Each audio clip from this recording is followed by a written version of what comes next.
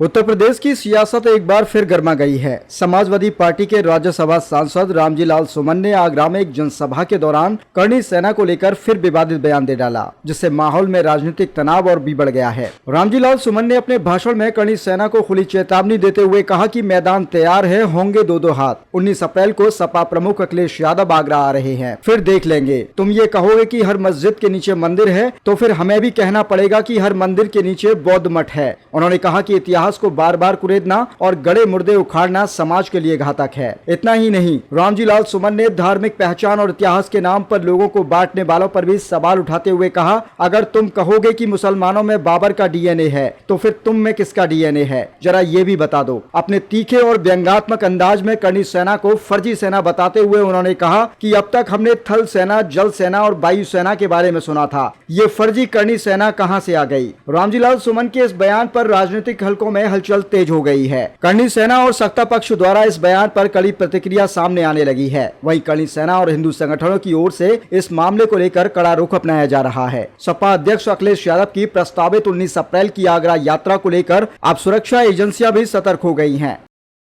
जब मुसलमानों से ज्यादा हिंदुओं की तादाद होती जाने वालों की, मुगलों के आने से पहले भी कहा जाए इसके नीचे ही मंदिर है। बाबा साहब डॉक्टर अम्बेडकर को जो मानते हैं उससे मैं कहना चाहूंगा, मोहल्लों में एक प्रचार कर देना का बड़ा खतरनाक मामला है। अगर तुम ये कहोगे कि हर मस्जिद के नीचे एक मंदिर है, तो फिर हम ये कहना पड़ेगा कि हर मंदिर के नीचे एक बौद्ध मठ है और तुम बड़े मुर्दे मत उखाड़ो, गड्ढे बड़े उखाड़ोगे भारी पड़ जाएगा। अभी बहुत गया में आंदोलन चल रहा है, क्या बात का आंदोलन चल रहा है।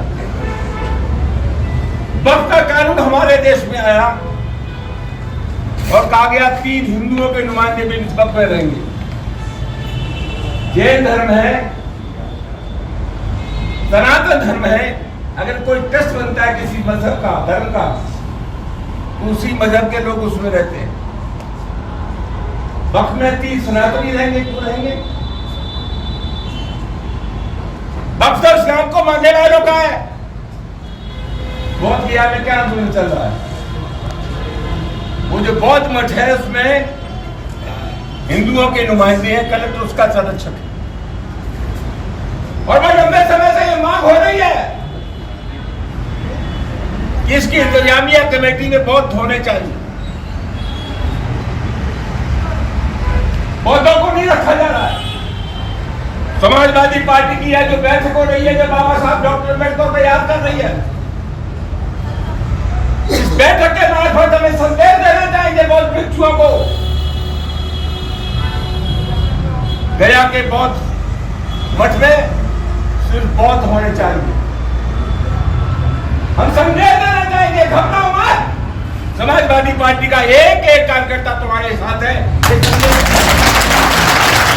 वायु सेना, थल सेना और जल सेना, अब एक नई सेना पैदा हो गई है। हमारी हाथ जोड़ की प्रार्थना है। चीन ने हमारी जमीन पर कब्जा कर दिया। अरुणाचल प्रदेश को चीन अपने हिस्से में दिखाता है। ये जो रणबांकुर है करणी सेना के, हिंदुस्तान की सरहद पर चले जाओ, चीन से हमको बचाओ, वरना तुमसे ज्यादा नकली दुनिया में कोई हो नहीं सकता। हिंदुस्तान की जमीन चीन से, वरना तुम नकारा कहेगा।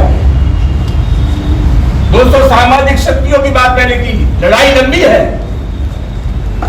और ये लड़ाई कोई हमारी लड़ाई नहीं है, ये लड़ाई उन लोगों से है।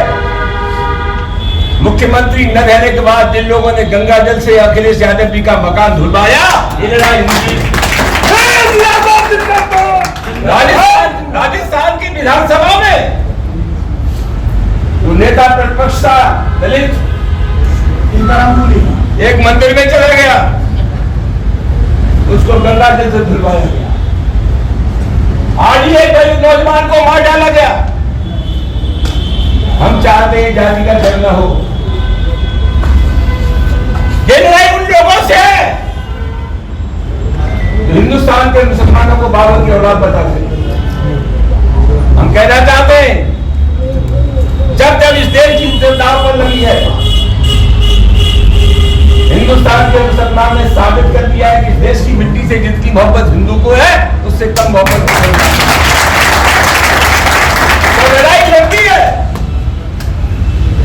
इसलिए तो हमने कह दिया कि हिंदुस्तान के मुसलमान ने तो कभी बाबर को अपना आदर्श नहीं माना, तो मोहम्मद साहब को अपना आदर्श मानते, दूसरे संतों को मानते। तो हमने कुछ किया कि जब तुम बाबर को कहोगे कि ये मुसलमान बाबर का डीएनए है, तो तुमने किसका डीएनए जो रखा, कोई तो रायता फैला हुआ है इधर।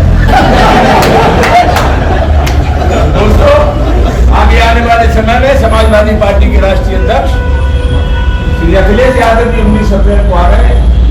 लड़ाई का मैदान तैयार होगा, दोनों हाथ होंगे।